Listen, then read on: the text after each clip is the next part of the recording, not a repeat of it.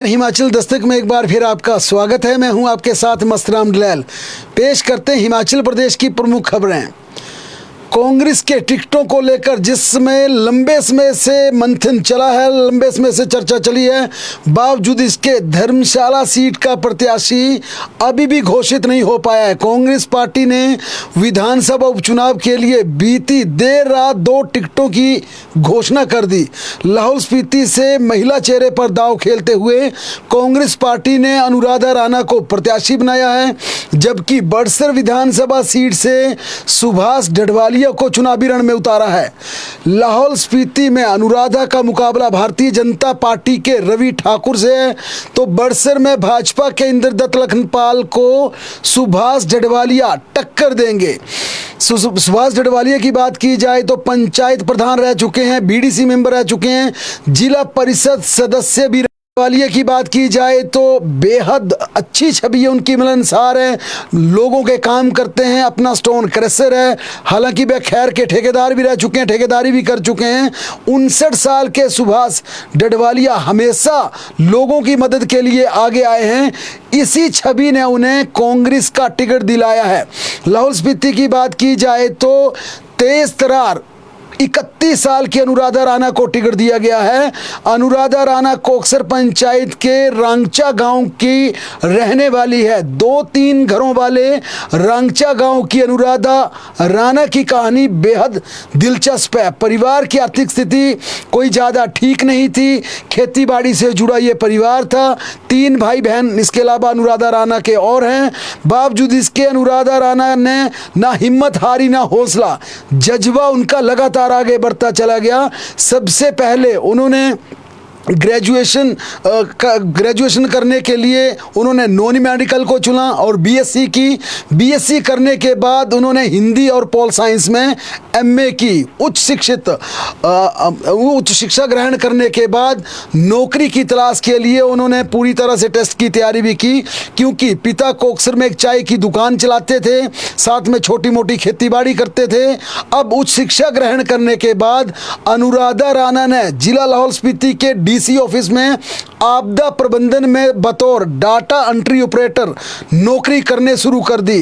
पिछले पंचायत चुनावों में रवि ठाकुर जब विपक्ष के नेता हुआ करते थे, क्योंकि हिमाचल प्रदेश में भारतीय जनता पार्टी की सरकार थी, मारकंडा मंत्री थे, उस दौरान कांग्रेस वहां से कोई ऐसा चेहरा ढूंढ रही थी जो कि चुनावों में भाजपा को हरा सके। ऐसे में रवि ठाकुर की नज़र सीधे सीधे वहां पर डाटा एंट्री ऑपरेटर पर पड़ती है और उनसे बात करते हैं, क्या आप चुनाव लड़ना चाहेंगी। उन्हें बाकायदा जिला कांग्रेस उन्हें प्रेरित करती है, अनुराधा राणा को चुनाव लड़ने के लिए तैयार करती है।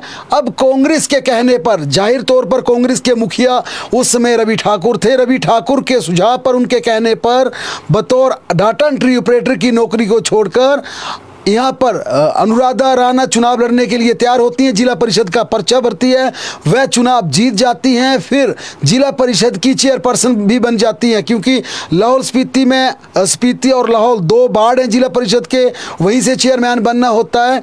अब इसकी संख्या जरूर वहाँ पर बड़ी है, लेकिन अनुराधा राणा की बात की जाए तो छोटे से समय में उन्होंने एक अपनी बड़ी पहचान बनाई और इस समय उनकी पहचान निर्भीक दमदार नेत्री के रूप में बन चुकी हैं। एक दमदार अपने इलाके का प्रतिनिधित्व करती हैं। जिला परिषद चेयरपर्सन बनने के बाद जिस प्रकार का उन्हें कॉन्फिडेंस मिला, यही वजह है कि कांग्रेस ने अब उन्हें अपना टिकट दिया है। यानी ये काफ़ी दिलचस्प है, जो रवि ठाकुर उन्हें राजनीति में लाए, अब उनके खिलाफ चुनावी रण में उतरी हैं, आमना सामना होगा। अब देखना है कि जिन्हें राजनीति में लाने का क्रेडिट जाता है, उन्हें इस चुनाव में किस प्रकार से टक्कर देती है। वहीं रवि ठाकुर के लिए भी ये चुनौती होगी, जो युवा तेज तर्रार लड़की जो पहले जिला परिषद का चुनाव जीतती है, जिला परिषद बनती है, फिर कांग्रेस केंद्रीय हाईकमान मुख्यमंत्री सुखविंदर सिंह सुक्खू की पसंद बनती है, उन्हें टिकट दिया जाता है। उनका मुकाबला रवि ठाकुर कैसे करते हैं, अहम बात है कि सालों बाद लाहौल स्पीति से किसी महिला को विधानसभा का टिकट दिया गया। इससे पहले कांग्रेस ने लता ठाकुर को यहां से प्रत्याशी बनाया। लता ठाकुर चुनाव जीती, मंत्री बनी। इंदिरा गांधी की बेहद करीब रही लता ठाकुर रवि ठाकुर की मां हैं और उनका राजनीति में जिस प्रकार से प्रभाव था, रुतबा था, एक समय यह भी कहा जाता था कि रवि ठाकुर की माता लता ठाकुर हिमाचल प्रदेश की मुख्यमंत्री बन सकती हैं। लेकिन लता ठाकुर के बाद किसी दूसरी महिला को सीट मरुस्थल से टिकट नहीं दिया गया। लिहाजा अब एक नया प्रयोग जिस प्रकार से किया, या यूं कहें कि कांग्रेस ने महिला प्रत्याशी को उतारकर एक बड़ा यहां पर एक अपने आप में एक बड़ी उन्होंने पहल की है। इसके पीछे बड़ी वजह है कि सीएम सुक्खू ने महिलाओं को 1500 रुपये देने की शुरुआत लाहौल स्पीति से की है। अब टिकट भी महिला को देकर सीएम सुक्खू ने सीधा ये संकेत दिया है कि हम महिलाओं के लिए सब कुछ करना चाहते हैं और यहाँ पर सीधे तौर पर महिलाओं के वोट को रिझाने का भी प्रयास किया गया है। अब देखना यह है कि इसका फायदा कांग्रेस को मिलता या नहीं मिलता, ये तो जब चुनावी नतीजे सामने आएंगे उसके बाद पता चलेगा। अगर धर्मशाला की बात की जाए तो धर्मशाला विधानसभा सीट में अभी भी कांग्रेस अपना प्रत्याशी तय नहीं कर पाई है, क्योंकि यहाँ पर मुख्यमंत्री सुखविंदर सिंह सुक्खू सार्वजनिक मंच से काफी पहले कह चुके थे कि देवेंद्र जग्गी को धर्मशाला से टिकट दिया जाएगा। लेकिन बाद में राकेश चौधरी के लिए कांग्रेस के कुछ नेताओं ने पैरवी करने शुरू कर दी। अगर सर्वे की बात की जाए तो सर्वे में राकेश चौधरी का नाम डाला गया। इसके साथ साथ हरभजन सिंह समेत तमाम कई नेताओं पर सोचा गया। लेकिन आखिरकार पिछले कल जिस प्रकार से मीटिंग हुई, मीटिंग में भी यह तय किया गया कि देवेंद्र जग्गी को टिकट दिया जाए। लेकिन एक सवाल केंद्रीय हाईकमान की मीटिंग में उठा कि अगर देवेंद्र जग्गी नहीं तो कौन, और जो कौन के बाद दूसरे नाम आए उन नामों पर बारी बारी चर्चा की गई। उसमें सबसे बड़ा नाम था राकेश चौधरी का। राकेश चौधरी को लेकर कुछ नेताओं का यह कहना था कि राकेश चौधरी पहले जीएस बाली के साथ रहते थे, वो प्रधान भी बने बजरंगल पंचायत से। उसके बाद उन्होंने निर्दलीय चुनाव लड़ा, फिर उन्होंने भारतीय जनता पार्टी का दामन थामा, फिर उन्होंने आम आदमी पार्टी की सदस्यता ग्रहण की, फिर भारतीय जनता पार्टी में शामिल आए और अब कांग्रेस का टिकट दिया जाता तो क्या गारंटी है कि कल को अगर राकेश चौधरी जीत जाते हैं तो कांग्रेस में बने रहते हैं। लेकिन वहां पर अगर राकेश चौधरी की बात की जाए तो एक मजबूती के साथ एक धड़ा यह कहता है कि राकेश चौधरी को विधानसभा में जीत कर आना है और वे इसी के लिए अपनी राह तलाश रहे थे। उन्होंने जितने भी दल बदले, जितनी पार्टियां बदली, वे सिर्फ इसलिए बदले ताकि उन्हें मजबूत पार्टी का टिकट मिले, जीत कर आए, और इसी जीत की चाहत में उन्होंने पार्टियां बदली है। लेकिन कल जिस प्रकार से चर्चा हुई कि मानिए देवेंद्र जग्गी जो कि मुख्यमंत्री सुक्खू के बेहद करीब है और मुख्यमंत्री भी उन्हें टिकट देना चाहते हैं, इसी के चलते दिल्ली में यह सवाल उठा कि अगर जग्गी नहीं तो कौन, फिर किसका नाम लिया जाए। राकेश चौधरी पर चर्चा हुई। जरूर कांग्रेस को लगता है कि वे कड़ी टक्कर दे सकते हैं, लेकिन यहां पर जो राकेश चौधरी को लेकर बार बार केंद्रीय नेताओं की चर्चा हो रही है, क्या वे अगर जीत भी जाते हैं तो कांग्रेस में बने रहेंगे या कोई इस तरह का रिस्क तो नहीं रहेगा, कोई खतरा तो नहीं रहेगा। फिर अगर राकेश चौधरी नहीं तो कौन, ऐसे में हरभजन सिंह का नाम आता है या दूसरे कई नाम वहां से लगातार चल रहे हैं। किस पे सोचा जाए? विजेंद्र कर्ण एक गद्दी नेता हैं, उन पर भी विचार चल रहा था, क्योंकि अगर गद्दी वोटर्स की बात की जाए तो भारतीय जनता पार्टी ने सबसे पहले विशाल नहरिया को राजनीतिक परिदृश्य से बाहर किया, क्योंकि अगर धर्मशाला विधानसभा सीट की बात की जाए तो परंपरागत ये सीट भारतीय जनता पार्टी के हवाले से ये किशन कपूर हो, ब्रिजलाल हो या फिर विशाल नहरिया हो, तमाम गद्दी नेता यहाँ से रिप्रेजेंट करते रहे कंस्टिट्यूंसी को। लेकिन पिछली बार जिस प्रकार से एक्सपेरिमेंट किया गया, राकेश चौधरी को टिकट दिया गया, वह जीत नहीं पाए। जीते कांग्रेस के सुधीर थे, लेकिन इस बार सुधीर शर्मा चूंकि अब भाजपा में आ चुके हैं, भाजपा के कैंडिडेट हैं, ऐसे में एक भारतीय जनता पार्टी के खिलाफ जरूर एक गद्दी वोटर का माहौल बन रहा था। और लोकसभा में भी देखा गया कि किशन कपूर का टिकट काटा गया। उनका टिकट काटने के बाद क्या दूसरा गद्दी नेता वहां से उतारना था। त्रिलोकपुर उसमें जबरदस्त तरीके से उस रेस में थे, लेकिन त्रिलोकपुर को भी टिकट ना देकर राजीव भारद्वाज को दिया गया। यही वजह है कि गद्दी वोटर कांगड़ा चंबा में भाजपा से नाराज चल रहे थे। धर्मशाला में टिकट काटा, उसके बाद आपने एमपी का टिकट काटा। कांग्रेस से जरूर आस थी गद्दी वोटर को कि वहां पर एमपी का कोई कैंडिडेट या ओबीसी दिया जाएगा या गद्दी चेहरा दिया जाएगा। इस पर चर्चाएं भी हुई, मंथन भी हुआ। अंततः अनंत शर्मा को वहां वहां से उतारा गया। अब धर्मशाला सीट में भी ये चर्चा चल रही है कि अगर जग्गी नहीं तो कौन, क्या राकेश चौधरी ओबीसी का बड़ा चेहरा, या फिर गद्दी, अगर गद्दी यहां से ढूंढा जाता है तो विजेंद्र कर्ण एक वहां से संभावित प्रत्याशी जरूर हो सकते हैं। लेकिन फिर भी धर्मशाला की बात की जाए तो टिकट की रेस में देवेंद्र जग्गी लगातार आगे बने हुए, इस रेस में सबसे आगे हैं। उसके पीछे बड़ी वजह है उनकी लॉयल्टी, उनकी वफादारी, उनकी क्रेडिबिलिटी, उनकी छवि, और जिस प्रकार से वह जिला परिषद भी रह चुके हैं। देवेंद्र जग्गी जिला परिषद रह चुके हैं, यानी कि जिन ग्रामीण क्षेत्रों की बात की जाती है देवेंद्र जग्गी की कि ग्रामीण क्षेत्रों में उनका प्रभाव कम है, लेकिन जिला परिषद श्यामनगर बाढ़ से जिस प्रकार से वे जीत कर आए उसमें ग्रामीण क्षेत्र भी था। नगर परिषद बनी तो वहाँ से वह सदस्य जीत कर आए, फिर उसके बाद एमसी बनी तो वहाँ से फिर जीत कर आए, काउंसलर बने, और काउंसलर बनने के बाद वह मेयर भी बने। यानी कि एक राजनीतिक पृष्ठभूमि जग्गी की काफ़ी मजबूत है। और सबसे बड़ी बात, सीएम सुक्खू चाहते हैं कि जग्गी को चुनावी रण में उतारा जाए। अब देखना यह है कि क्या कल वाकई ही धर्मशाला के टिकट का ऐलान हो पाएगा, क्योंकि केंद्रीय हाईकमान ने पिछले कल ये कहा था कि एक बार सोचिए कि अगर जग्गी नहीं तो कौन। अगर ये कौन का जवाब नहीं मिलता है फिर कल जग्गी का टिकट घोषित कर दिया जाएगा। अगर जग्गी नहीं तो कौन, ये कौन अगर मजबूती के साथ आगे आता और केंद्रीय हाईकमान कन्विंस होता है तो फिर राकेश चौधरी की वहां से लॉटरी लग सकती है। बहरहाल दूसरी खबरों का रुख करें तो हिमाचल में मेधावी छात्रों का 25 करोड़ सरेंडर कर दिया गया। 2023-24 के 10,000 मेधावियों को अब टैब व लैपटॉप का पैसा है। पिछले वित्तीय वर्ष का ये बजट था। अब शिक्षा विभाग इस वित्त वर्ष में सरकार को पुराने बजट की अप्रूवल का मामला उठाएगा। मेधावियों के अकाउंट में सीधे 25,000 रुपये जाएंगे। लैपटॉप योजना को सरकार ने बंद कर दिया है।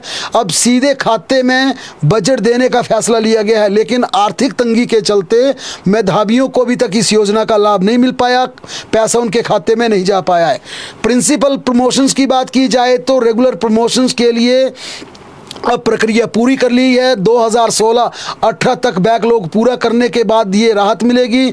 अभी 950 प्रमोट हुए प्रिंसिपल को इसका लाभ मिलेगा। शिक्षा विभाग ने कमीशन को डीपीसी प्रिंसिपल की फाइल भेज दी है कि आप डीपीसी की डेट मांगी गई है और ये डेट मिलने के बाद पूरा प्रोसेस ऑन कर लिया जाएगा।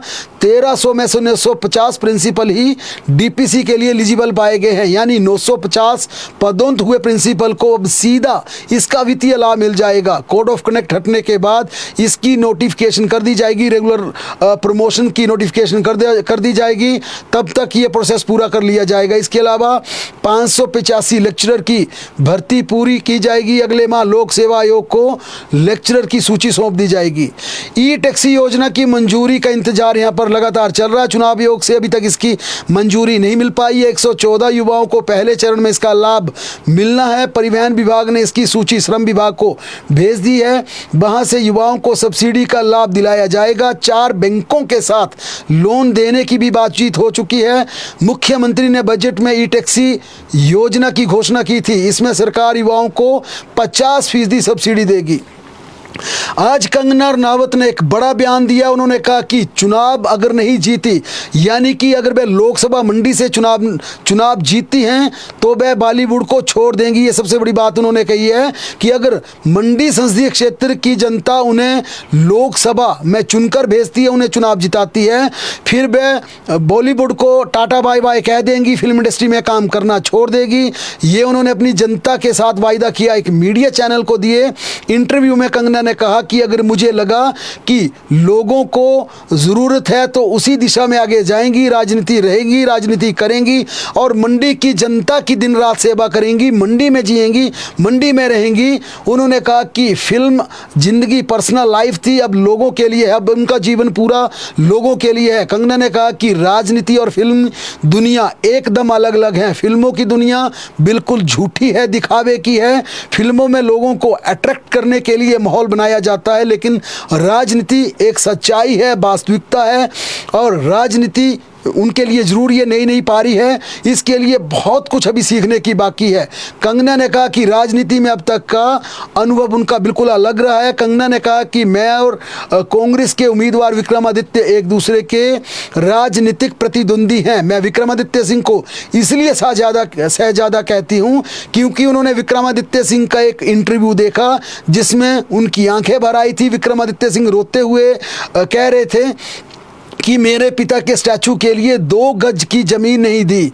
उन्होंने कहा कि अपनी पिता की तुलना बहादुर शाह जफर से उन्होंने की थी, इसलिए मेरे मन में ख्याल आया कि वह शहजादा है। बहरहाल ये कंगना रनावत ने एक निजी इंटरव्यू को एक निजी चैनल को दिए इंटरव्यू में ये पूरी बात रखी है।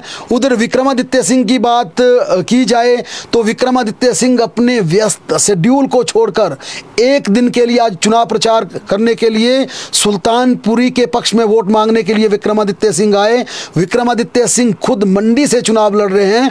ऐसे में अपना प्रचार छोड़कर वे विनोद सुल्तानपुरी के लिए चुनाव प्रचार करने के लिए अपनी विधानसभा की ग्रामीण शिमला की विधानसभा सीट में पहुंचे और उन्होंने बनूटी में लोगों से वोट मांगे। उन्होंने कहा कि कांग्रेस के लिए वोट दीजिए। मंडी में उनका कड़ा मुकाबला कंगना के साथ है, खूब घमासान वहाँ पर चल रहा है। यहाँ विक्रमादित्य सिंह ने कहा कि कांग्रेस की 4 सीटें, लोकसभा की हिमाचल प्रदेश की 4 सीटें हम जीतेंगे और शिमला से भी यहाँ से कांग्रेस की भारी जीत होगी। केंद्रीय मंत्री अनुराग ठाकुर ने आज रायजादा पर पलटवार किया। हमीरपुर लोकसभा क्षेत्र से कांग्रेस के प्रत्याशी सतपाल रायजादा द्वारा आपदा में अनुराग ठाकुर पर हिमाचल की मदद न करने के आरोप का जवाब देते हुए उन्होंने कहा कि केंद्र सरकार ने हिमाचल प्रदेश में आपदा के बाद 20,000 घरों के निर्माण की मंजूरी दी।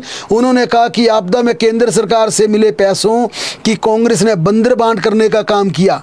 यहाँ तक कि तिरपाल देने के लिए भी ये देखा गया कि जिस व्यक्ति को तिरपाल दी जा रही है बारिश से बचने के लिए वे भाजपा को वोट देता या कांग्रेस विचारधारा का है। उन्होंने कहा बरसात की आपदा तो एक तरफ, कोविड-19 के दौरान भी उन्होंने हिमाचल प्रदेश के लिए केंद्र सरकार से हर संभव सहायता करवाई।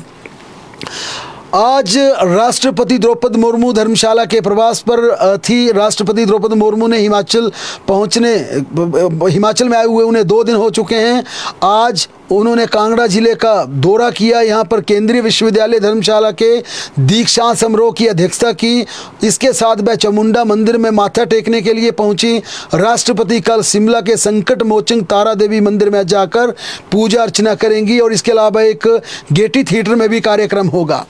अब एक ऐसे मंत्री की बात करते हैं जिन मंत्री के पीए के नौकर के घर में ईडी की रेड हुई है। चौंकाने वाला मामला है क्योंकि एक अगर मंत्री का पीए और पीए का सर्वेंट जो घर में झाड़ू पोछे का काम करता है, उस सर्वेंट के घर से 30 करोड़ की राशि ईडी ने बरामद की है। और ये राशि ज़्यादा हो सकती है क्योंकि जिस प्रकार से ईडी को इस प्रकार की सूचना थी कि एक मिनिस्टर्स हैं झारखंड के, पंचायती राज विभाग के मंत्री हैं, ये आलमगीर आलम इनका नाम है और इनके पीए संजीव पाल हैं। और संजीव पाल के हाउस में रखे गए उनके घरेलू नौकर जिनका नाम जहांगीर आलम है, उनके घर पर ईडी ने छापा मारा। एक सूचना के आधार पर छापा मारा और इस छापेमारी में काफ़ी मात्रा में नोट गिने गए। यानी कि उन नोटों को अगर गाड़ी में भर दिया जाए तो उसके लिए कई जीप मंगवानी पड़ेगी।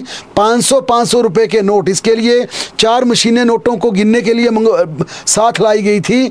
और अभी तक कुछ घंटों की गिनती में 30 करोड़ की राशि गिनी जा चुकी है और ये प्रक्रिया लगातार जारी है। और इन मंत्री महोदय की बात की जाए तो इन मंत्री की भी ये रडार पर थे, ईडी के रडार पर थे। और जिस प्रकार से ईडी को इनपुट मिला था, अब ईडी का काम देखिए, आप ना मिनिस्टर्स के घर गई ना पीए के घर गई, सीधा मिनिस्टर्स के पीए के सर्वेंट के घर पहुंचती है और वहां से भारी मात्रा में नोटों का जखीरा बरामद किया जाता है। और जब ईडी ने उससे पूछा, सर्वेंट से पूछा कि आप 8-9 हज़ार रुपए की नौकरी करते हैं, आपके पास इतना पैसा कहाँ से आया? फिर सर्वेंट ने कहा कि ये सारा पैसा मंत्री के पीए का है, मेरे घर में रखते थे, मुझे इसकी एवज में थोड़े पैसे दे दिए जाते थे। लेकिन जिस प्रकार से नोटों की गिनती चल रही है, ये राशि और ज़्यादा बढ़ने की संभावना है। इसके चलते नोट गिनने की और मशीनें मंगवाई गई है। खास है, सभी 500 के नोट हैं। और इस पर तुरंत एक जनसभा में इस पूरे ईडी के मामले का जिक्र करते हुए मोदी ने कहा, अब पता चला ईडी क्या कर रही है। उन्होंने कहा कि मैं चोरों को पकड़ता हूं, चोरों को अंदर भेजने का काम करता हूं, इसलिए दागी लोग मुझे गाली देते हैं, मुझे गालियां देते हैं। उन्होंने ये भी पूछा क्या मैं गालियों के लिए ये काम बंद कर दूं। बहरहाल हिमाचल प्रदेश की बात की जाए तो सीएम हेल्पलाइन के कर्मचारियों और प्रोजेक्ट मैनेजर के बीच जबरदस्त हाथापाई हुई। शिमला में सीएम हेल्पलाइन के कर्मचारी और प्रोजेक्ट मैनेजर आज दोपहर केस में आपस में भिड़ गए। आईएसबीटी के समीप चल रहे दफ्तर में मैनेजर और कर्मचारियों की पैसों को लेकर तीखी नोकझोंक हुई और ये नोकझोंक हाथापाई तक आ गई। कर्मचारियों का आरोप है कि उन्हें लेबर डिपार्टमेंट की नोटिफिकेशन के अनुसार अप्रैल 2022 से न्यूनतम मानदेय मिलना चाहिए था, वह नहीं दिया जा रहा है और ना ही उनका बकाया एरियर दिया जा रहा है। इसे लेकर एक शिकायत लेबर डिपार्टमेंट में भी दर्ज करवाई है जो कि विचाराधीन है। कर्मचारियों का कहना है कि इसकी शिकायत करने की वजह से उनके टीम लीडर मदन को टर्मिनेट कर दिया गया, नौकरी से निकाल दिया गया है। इस बारे में जब वह प्रोजेक्ट मैनेजर से बात करने गए थे तो उनको धक्का मुक्की की गई, उनसे बदसलूकी की गई। हालांकि इस पूरे मामले की सूचना मिलते ही पुलिस मौके पर पहुंच गई है और मामले की तफ्तीश शुरू कर दी है। पांवटा साहिब के किशनकोट में एक सड़क हादसा हुआ जिसमें एक शिक्षक की दुखद मृत्यु हुई। किशनकोट के समीप एक स्कॉर्पियो व बाइक की जोरदार टक्कर हो गई। इसमें आंज भोज शिवा गांव के अध्यापक की दुखद मृत्यु हुई। खजान सिंह, जिनकी उम्र 55 वर्ष है, आज सुबह ड्यूटी के लिए अपने स्कूल के लिए निकले थे और जाते समय रास्ते में ये हादसा हुआ। खजान सिंह खोली स्कूल में हिंदी के शिक्षक थे। उत्तराखंड में एक पिकअप दुर्घटना का मामला सामने आया जिसमें हिमाचल प्रदेश के 3 युवकों ने दम तोड़ दिया है। हादसे में एक व्यक्ति घायल भी हुआ है। बीती रात नेरवा के 4 युवक उत्तराखंड के विकास नगर से वापस लौट रहे थे। हरिपुर कोटी इछाड़ी सड़क पर वाहन अनियंत्रित होकर टोस नदी में जा गिरा। रेस्क्यू में बाहर ये तमाम जितने भी शब्द थे ये रेस्क्यू की कड़ी मशक्कत के बाद बाहर निकाले गए। हादसे में दम तोड़ने वालों में रोहित प्रांजल व एक नेपाली मूल व्यक्ति शामिल है। इसके अलावा घायल हुए युवक की पहचान यहां पर सूचित के रूप में की गई है। सूचित इसमें इंजर्ड हुआ ये सूचना है। एक पिकअप से प्रदेश की राजधानी शिमला में एक पिकअप से 2 साल का बच्चा टकरा गया। शिमला में छोटा सा बच्चा जब पिकअप से टकराया तो उसका सीसीटीवी कैमरे में उसका पूरा फुटेज रिकॉर्ड हो गया। उस बच्चे को उपचार के लिए आईजीएमसी शिमला में भर्ती करवाया गया है। बच्चा पूरी तरह से स्वस्थ है। ये हादसा पिछले शनिवार को हुआ लेकिन इसकी सीसीटीवी कैमरे की फुटेज आज सामने आई है। अब सोशल मीडिया पर यह तेज़ी से वीडियो वायरल हो रहा है।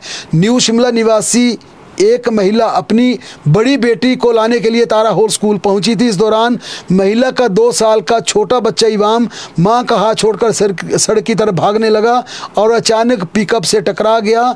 और गनीमत ये रही कि पिकअप ड्राइवर ने समय पर ब्रेक लगा दी जिससे बच्चा पिछले टायर के नीचे आते आते बाल बाल बच गया। आज आरसीबी धर्मशाला पहुंच गई हैं। सोमवार सुबह गग्गल हवाई अड्डे पर बेंगलुरु की टीम पहुंची। टीम के कप्तान विराट कोहली के साथ ये पूरी टीम यहां पर पहुंची। आरसीबी की टीम के खिलाड़ियों का जोरदार स्वागत किया गया। प्रशंसकों ने खिलाड़ियों के साथ खूब फोटो खिंचवाई। 8 मई को आरसीबी व किंग्स 11 पंजाब के बीच मुकाबला खेले जाना है। हिमाचल प्रदेश में 9 मई से फिर आंधी बारिश की संभावना जताई गई है। 12 मई तक खतरनाक मौसम रहेगा। 8 जिलों में भारी से भारी बारिश की संभावना जताई गई है। चंबा, कांगड़ा, कुल्लू, मंडी, सोलन, शिमला, सिरमौर व किन्नौर में बारिश होगी। धूप खिलने से प्रदेश में गर्मी ने छुड़ाई पसीने। ऊना, बिलासपुर में पारा 40 के करीब। कांगड़ा, हमीरपुर, सुंदरनगर व पांवटा साहिब में गर्मी का कहर। अभी 2 दिन और सताएगी गर्मी, उसके बाद होगी प्रदेश में मूसलाधार बारिश। बहरहाल प्रदेश की तमाम बड़ी खबरों के लिए जुड़े रहें हमारे साथ, देखते और पढ़ते रहें हिमाचल दस्तक।